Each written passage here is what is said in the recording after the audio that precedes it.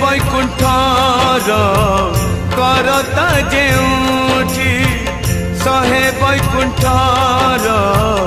करता जेउठी मो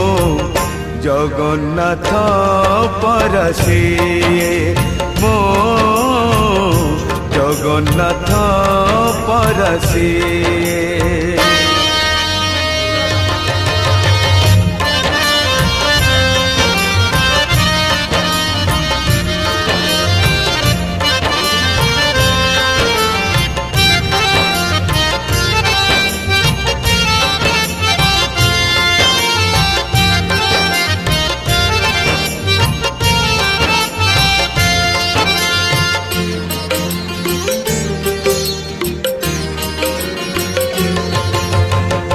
मनीष जन्म